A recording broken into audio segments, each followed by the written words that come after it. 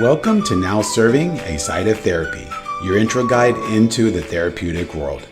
Together, we'll explore various aspects around how to show up for ourselves and others by tending to our own mental and emotional well-being. I'm your host, Dalton Huckabee, a licensed marriage and family therapist, and I'm grateful you've joined me.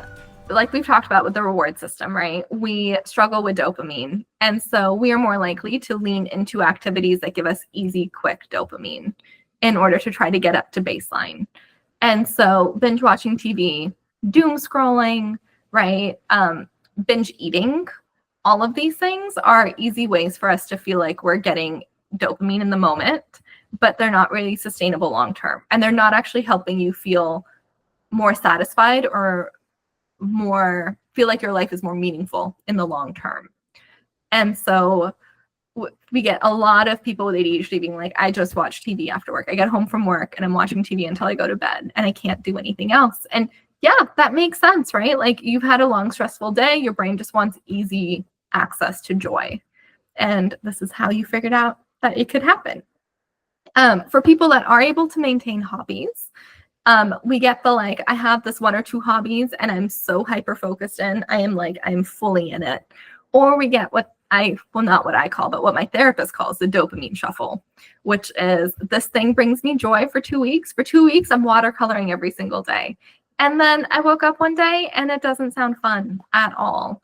And so I need to find the next thing and just kind of accepting that that's part of it. You will come back to watercoloring when you're ready. But maybe for now you need to learn Spanish on Duo, or you need to learn gardening, right? And that's okay. Being able to be flexible enough to go with the dopamine shuffle without really getting down on yourself. Yeah, without judging ourselves or shooting on ourselves, right? Exactly. Yeah, being able to be kind to ourselves as we go about this. And then one of the biggest time sucks is video game addictions for people with ADD and ADHD. You see this a lot more in kids, but you also just see it in adulthood as well. Video game addiction is like specifically tailored for our brains. It is so stimulating. You are fully in control. It has exactly the amount of like fun things to look at, but it's like taking a TV show and multiplying it by 10, right? So your video game addiction is a huge part of this diagnosis. And being able to look at what it's giving you and figuring out how to help you get it in other ways is important. But maybe also just leaning into it that this is one of your hobbies, and that's okay. When you talk about the interest aspect of things, right? Like if they're doing one part of the game, right, and then say for example, then they lose interest in that, but then they can jump around to this other thing, right? I think that's like why Roblox might be so huge hit, right? Because there's like all these like different stages and all these different goals and all these different objectives, right? And stimuli, and so they're more likely to be able to respond and engage with it. It is because they'll be able to kind of be able to switch things up instead of like, I don't know, like Zelda might be like, I couldn't play Zelda when I was like, that's too long. It's like, I mean, kind of this variation of things to spice it up a bit. Exactly. I think what you're speaking to is something that we'll get into later as well. But within video games, there is a reward system built in. You do this task, you get like this little check mark, you get some amount of a reward, you go do the next task, right? Like it is what I try to help people create within their own lives. Is how do you create measurable goals that you can accomplish that you then get rewards for so that you can build on to the next one. And video games do that so well. Like so well. It's like it's brilliantly made to be addictive and to make you feel good about yourself. That's great, right? And so if you do, if you have someone who is a video game lover, right, it's like, okay, let's take that and then like try to apply it over here, right? Because you already know how to do it over here. Let's see if you can do it over here. Yeah, exactly. Something that comes up often is like, once I failed once, I don't know how to keep going for people in their normal lives, right? Like I got that negative feedback. I don't want to keep doing this. And if they are addicted to video games or even like video games, it's so easy to bring it back because you're like, well, when you were trying to beat that big boss in whatever game, how many times did you die? And they're like, oh my God, I died for like a full day. And I'm like, yeah, why didn't you quit? right? And then being able to lean into that to help bring it into real life as well. So there's so many cool things that can come out of video games. Didn't tell you how long I spent trying to beat Bowser on like the original like Mario Brothers or Super, on Super Nintendo. Yeah, and yet you kept going. You kept going back. You wanted that win. Yeah. You got it eventually, yeah. Exactly. And then so from there, we're going to move on to organization. So I hear two things, which is my house is a mess and I can't keep it organized. I can't clean. Or I have a system for everything. Everything has a place. And I make sure everything is organized and tidy. With the second one, I often also hear anxiety or anger when other people disrupt their systems. And you and I talked about this the first time, which is... Yes, we did. Right. Like you might have a place for scissors. And then if someone has moved your scissors, it feels very anxiety provoking in your body. It's like a whole bodily response. And like I can hear my mom yelling like, Ramel, where are the scissors? Like just so upset about it. And because you expect your thing to be there, you don't want to start looking everywhere for them. Right. And so there might be a lot of conflict with whoever you live in if they constantly disrupt your systems, or if you have a child who doesn't understand systems. Or yeah, and it's when we talked about this, right, to your point, right, of us discussing this before, I'd given it more thought, and what I realized is, for me, definitely this organization piece of having things a particular way to help me be able to function optimally. If I can stay there, great. The problem is we just moved and everything's in boxes and I'm getting all these disruptions from different workers, right, around projects that we're doing on the house. And so I'm so distracted, like literally. And then now I came to my partner's mom's house to record this episode because we're having construction happening at the house. And when I came over last night, I forgot my license because after I was done working, I had to write my notes and I had to pack up my supplies and pack up my toiletry bag. And in a normal world, and then, if everything was like normal for me, right? Like I would have remembered that. I would have remembered to bring my mother-in-law's baking supplies when she brought us over the lemon pound cake a couple weeks ago, right? I would have brought over those items, but it's not been normal or typical for me, a typical environment. And so I definitely find that if I get distracted, like now the environment is showing me what's there for me when normally I may not see it otherwise because I have that system set in place. I think, you're speaking to that beautifully. Like part of why those systems are important is because we get easily distracted. And so if the scissors aren't where we expect them to be while we're hunting for the scissors, 4 other things have gone off in our brain. We might even forget to keep looking for the scissors.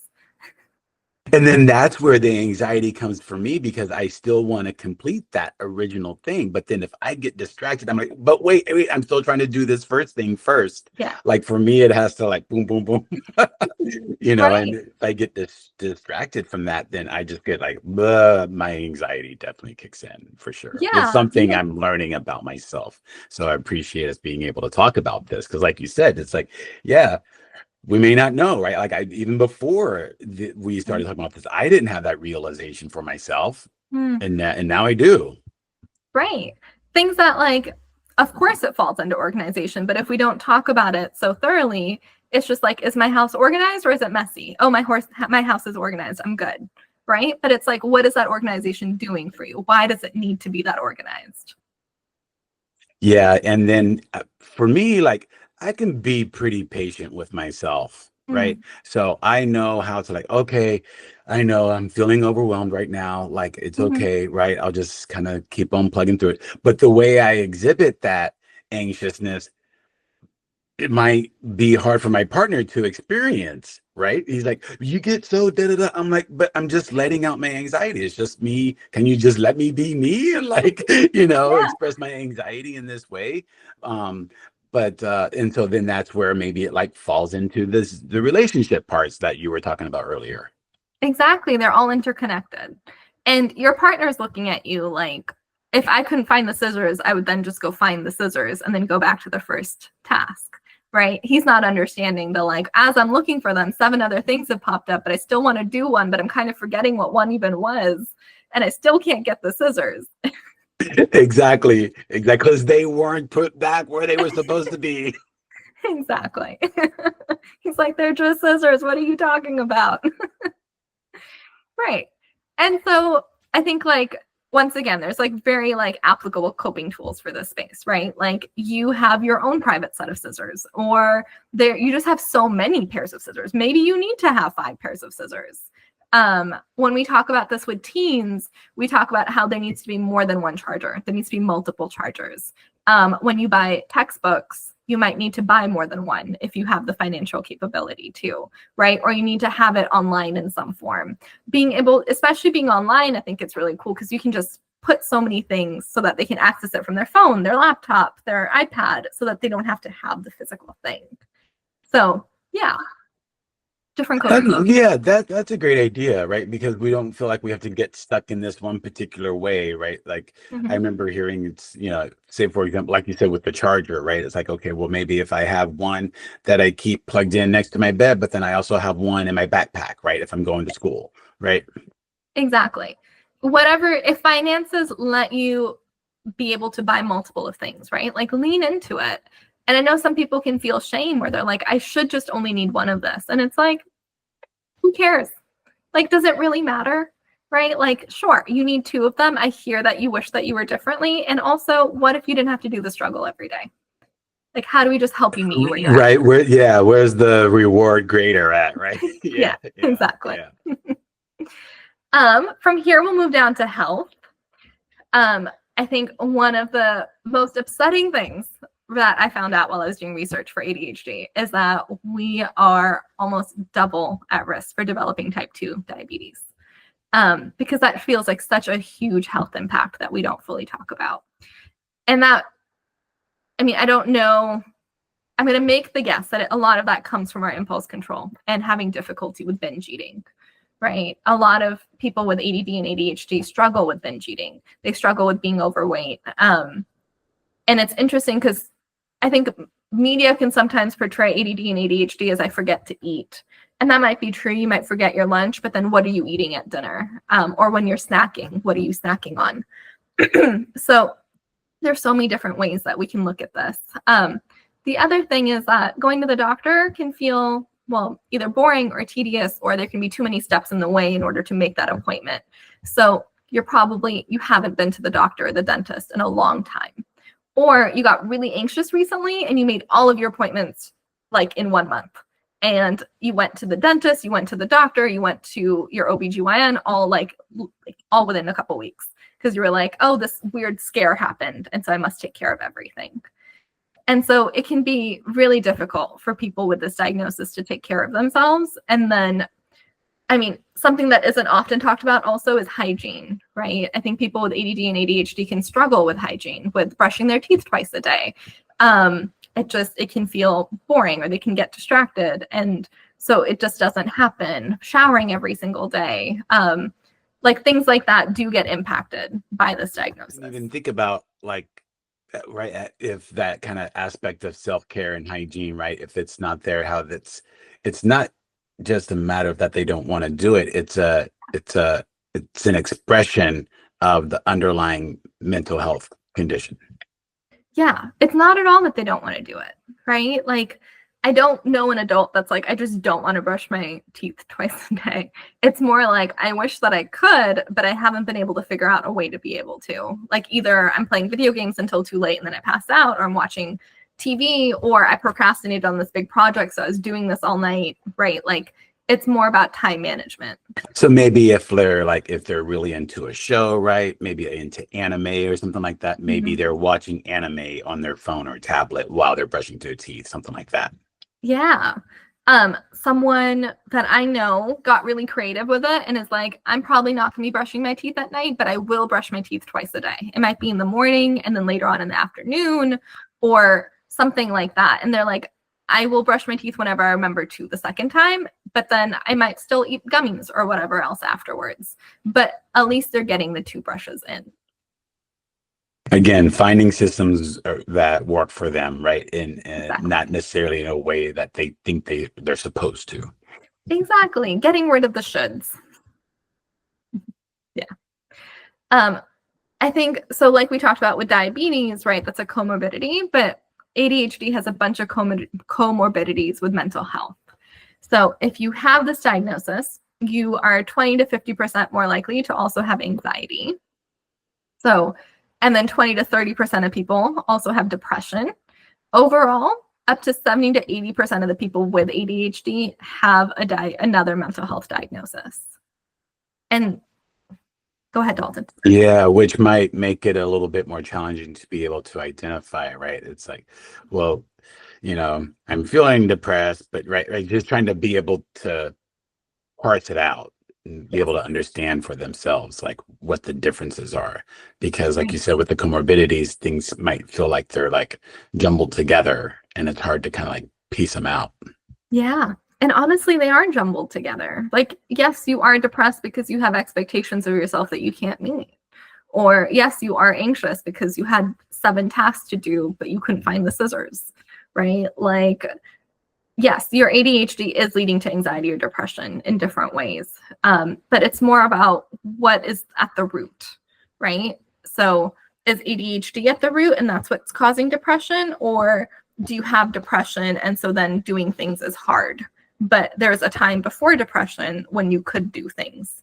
Um, and depression does make ADHD symptoms worse, right? So things might be harder to do now, but was there a time when you could work out every day and it wasn't a struggle? And is that the norm of your life? Your norm of your life is that you can get things done, except for now when you're going through depression. Am I Yeah, and that's where that place of when you're talking about that, it makes me think of that's where curiosity comes into play here, right? Because if we can kind of try to move from this judgment space for ourselves and be more curious, then it might help us be able to kind of like sift through what's coming Mhm. up.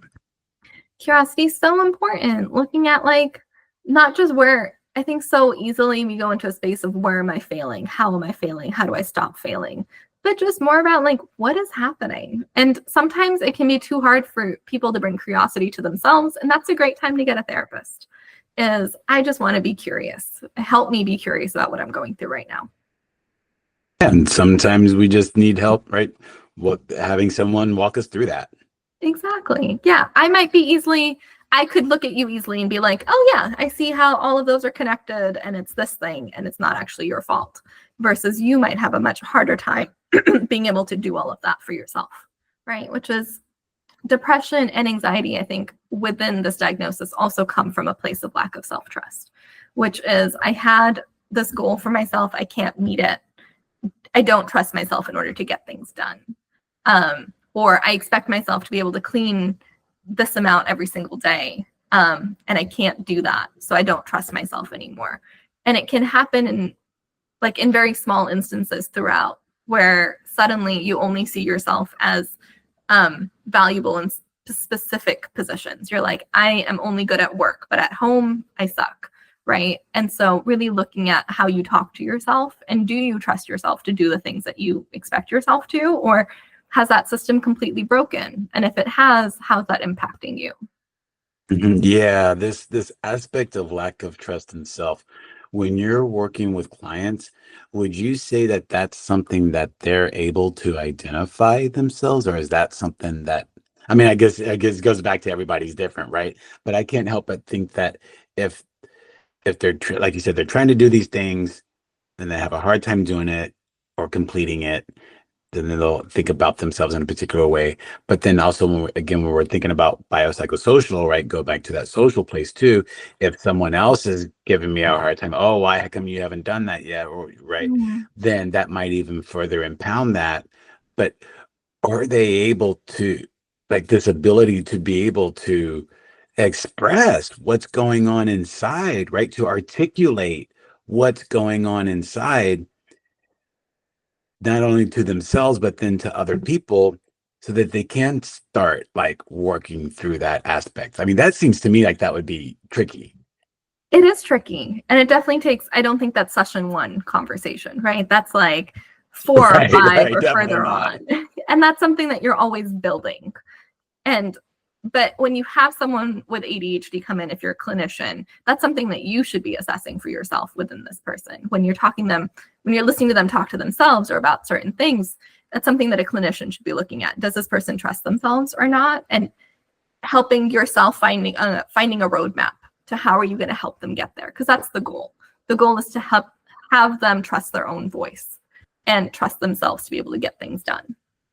Yep, absolutely. Because they are the what do we call that? They're the expert, yes, in their own lives. Yes, yes. Exactly. And I think you brought up a great part with how other people are responding to you, right? Like we talked about emotion regulation earlier, but if you're constantly being told that your reaction to certain things is dramatic or overly sensitive, right? You're always being told that you're not understanding a situation correctly, that like zoom back, look at it differently. This didn't actually happen. This shouldn't have hurt you this way, right? So then you start to second doubt or like doubt yourself and even how you're responding to things. And so a therapist can help you be like, your feelings were valid. How do we help you validate those feelings, but also react in a way that feels good for you, right? Being able to separate them. A feeling doesn't have to mean that it's always this one reaction, but we can feel what we're feeling and then respond as we want to. Yeah, and being able to like, I recently had an experience where because I feel like my point's valid, right? Like even though someone else might be disagreeing with me in this, in this topic of, oh, how come you couldn't fold the laundry, right? We just keep on going back to folding the laundry, right? And so, but if I know myself, I was like, yeah, I know I couldn't. Like, can you help me in this other way? Or like, right, can we like do this other thing? Like, yeah, I don't have to get defensive, right? So no, right, if I know myself, then I don't have to get defensive. And then would you say that can maybe kind of contribute in a way to that less impulse reaction, right? If I know myself and I know my limitations, but I also know my strengths, right? Then I can kind of like know how to work with that and navigate through that. Exactly. Like if we can take the perfectionism out of it, you don't have to be the perfect human. Then you're not going to be as defensive when there are things that you don't thrive at, right? Yes, exactly. Yep. Yeah. Yep. And you brought up that conflict, and as you're bringing up that conflict, this phrase came to mind, which is that oftentimes in conflict, both people are correct.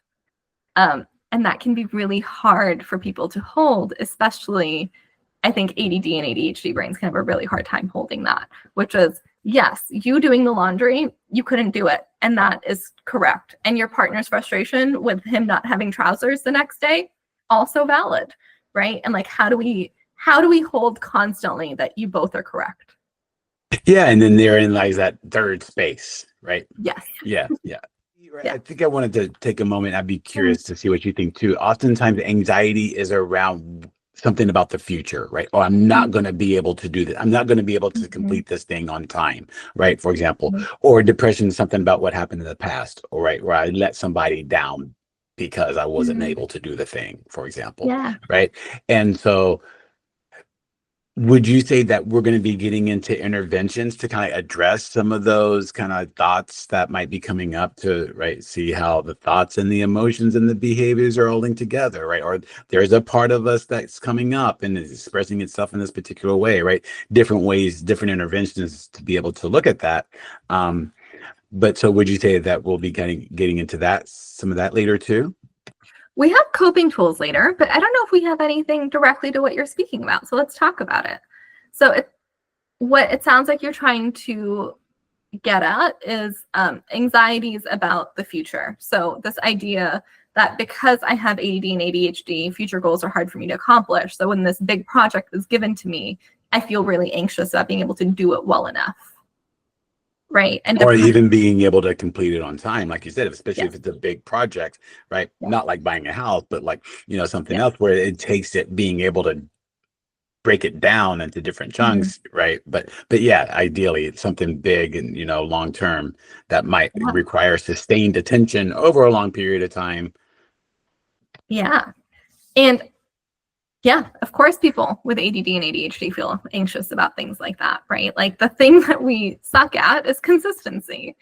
And so, of course, there's anxiety around that. And so, the parts when we talk about interventions, one is like acceptance, right? One is like, Dalton, did I write this whole podcast outline like the night before we did this? 100% I did. No, you did not. I did. Yeah. Started at midnight. Started at midnight? Started at midnight. Not before this one, but the last time we recorded. I started at Right. Yeah. So I had the outline posted, but if you remember, there was nothing on the outline. It was just a bunch of different sections. And then the sections didn't get filled out until midnight the night before, and then literally the hours leading into it. Right. Previous me would have felt really anxious about that, feeling like I wouldn't have done a good job. But part of acceptance is like, I know that when I love something, I will go well above and beyond. I would say, and I'm not trying to toot my own horn, but Dalton, would you say that this is a very thorough outline? This is a very thorough outline. Right. So in that, it's like trusting myself to be like, I will be able to pull it all together at the last minute because I've done it before, right? I've gotten here somehow. And so helping people recognize that yes, maybe you will be doing this large project the day before, 2 days before, and you will spend all of your time dedicated to this. But if you're going to do it that way, cool. How do we help set up that time to be the most effective for you? How do we make sure that you have food in the fridge so you're not worried about cooking? How do we make sure that someone else is walking your dog so that you're not worried about having to go do other things, right? Really just leaning into what your strength is to be able to get stuff done and making sure that we're setting it up the best that we can.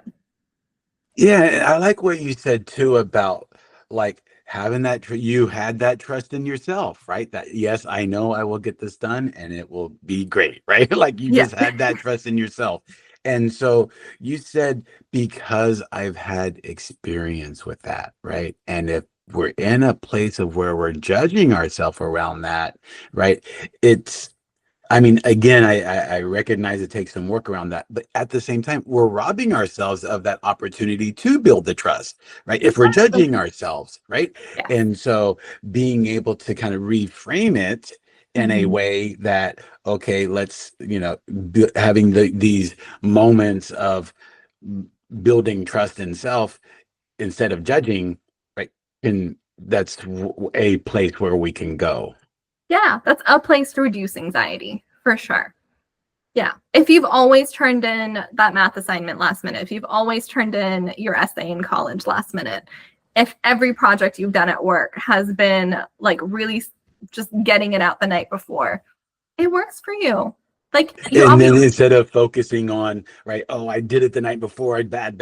But hey, look at how it was accepted. Every time you did it, you did great, right? Let's look at that. Exactly. And maybe it's not great, but it's good enough. And good enough is perfectly fine. You don't need to get it. We could do a whole podcast, right, on like good enough, right? Yes. Yeah. So yeah, absolutely. So I would say those are the two main ways to help reduce anxiety.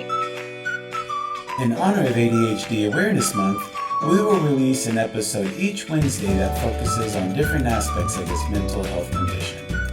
Join us next week for our 4th episode in this series as we discuss developing habits and routines and address misperceptions and myths. We'll also explore unique and understanding of symptoms and medication options.